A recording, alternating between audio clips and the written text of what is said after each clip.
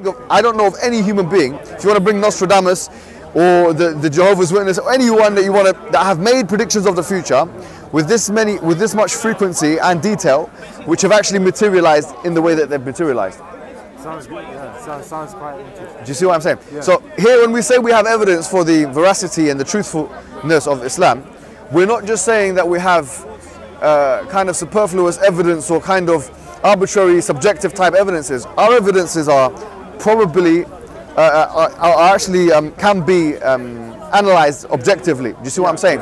This is not regarding the fact that the Quran is also in and of itself a book that claims that it has no contradictions, a book that challenges mankind to produce a chapter like it, a book of we would actually make the argument that the only ancient religious book which has been preserved in terms of its material, its corpus. The Muslims have never had a controversy, and this can go on the record, and believe me, I'm here every week, and people they'll try and maybe, but I can say this completely clearly, the Muslims have never had a controversy on what constitutes the Quran. Never. It's never happened. They've had controversies on everything else, but they've never had a controversy on what constitutes the Quran. The Christians, all right, on the other hand, they are differing on how many books are in the biblical canon.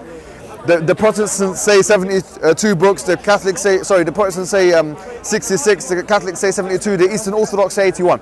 So here, we don't even know how many books are in the Bible, let alone the manuscripts and these things. So here, what we're saying is not only do we have evidences that are analyzable, if that's a word, but also we have that which is necessary for a book to be a word of God, a preserved book, free from contradiction and unimitable. So with that, do you see the power of the argument? Yeah, no, I believe that it's a bit like when you buy a software for the first time and you install updates. Yeah. It's like Christianity came along, that was one update, and we've had Islam, that was the final. I think that's a good way. The thing is that the only problem was in any religion is violence, as you know. Yes. We've always seen this violence in all religions. I'm not trying to blame any. Yes, yeah. I think that the only problem is that the thing that people blame Islam for is why are they so violent in that area? Yeah. They have to kind of look at themselves. You're right. The Western intervention. We also have to look at that area of the world has been a kind of hodgepodge of different civilizations. Like you had Rome to the west, you had the Mongols, the Arabs, all competing, going, and of course that violence is very harmful to empiricism, and it causes arguments, Shia Islam, Sunni Islam. Yeah, but okay, I accept what you're saying. You're right. Violence is never a good thing, but that's that's what I'm saying. In defense of Islam, when people accuse Islamic world of being so violent, look at the cultural context here.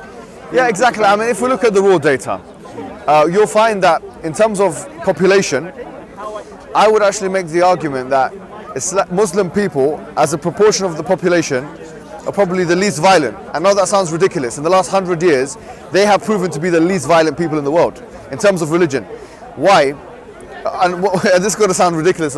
Some guys laughing their head off at home there, believe me. But if you count the amount of people that have died as a result of the imperialistic wars of World War I, World War II, also if you count the 4 wars of America, and if we consider state violence as a kind of violence, which there's no reason for us not to, we'll come to the conclusion that the most violent people have been atheists like Stalin and others, and Christians. If you consider Hitler a Christian, I don't know what he considered himself, and people like him, and so on and so forth. Islam actually fares reasonably in the grand scheme of things as a proportion of the population, especially if we talk about the colonial period, because most of the Muslim world was subjugated under the colonial Western rule. It fares actually quite well. But having said that, because of kind of the post-Cold War terroristic backlash that we've been getting, and the focus on terrorism, so a lot of people now will think of Islam as a violent religion. But we shouldn't think, just looking at the raw data, of Islam as any more or less violent as other world faiths, who have proponents of those faiths actually performing more violence in the span of the last 100 and 150 years than Muslims.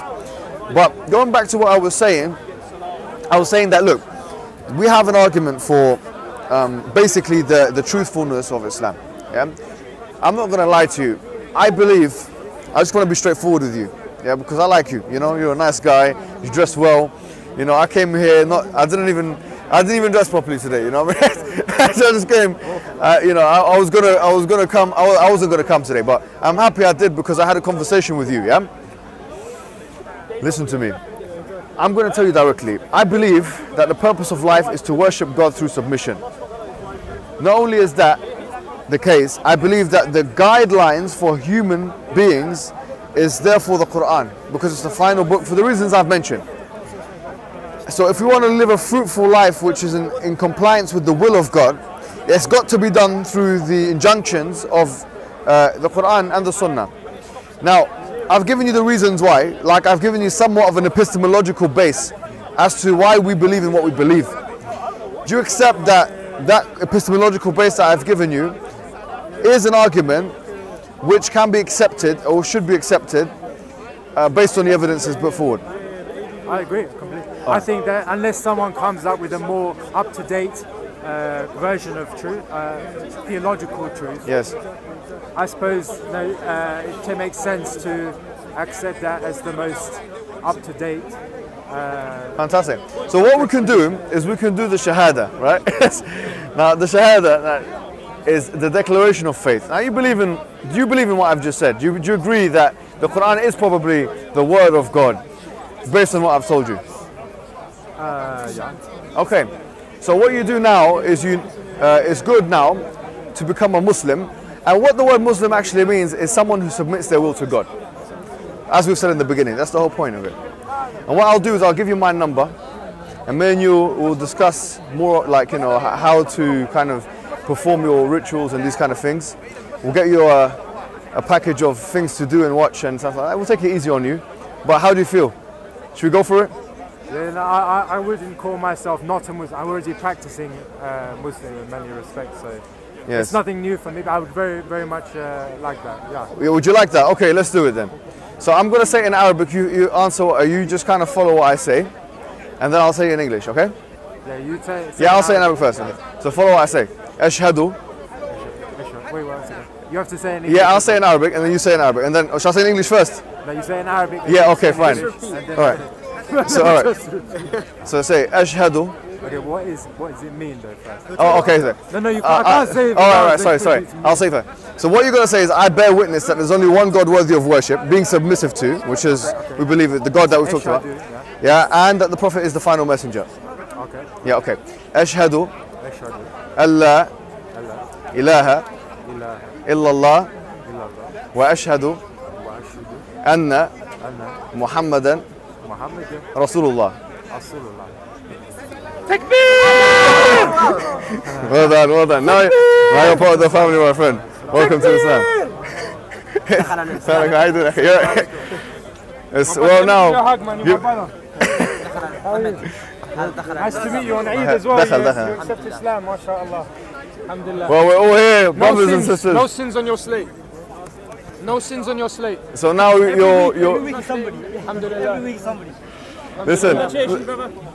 I started on a video and he ended up in Islam. Every single week, God bless it. Alhamdulillah, we keep it going, man. We keep it going, guys, and contribute to Alhamdulillah, listen, I'm going to give you my number off camera. And then you can call me for anything you need, yeah?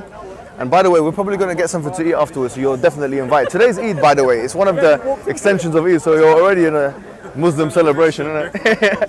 Alright, do you want me to give you my number? Have you got your phone with you? MashaAllah. Smart man. Muhammad. Yes, I know. Assalamu alaikum, man, to the camera, bro. Assalamu alaikum wa rahmatullah. Make sure to subscribe to the guys' page.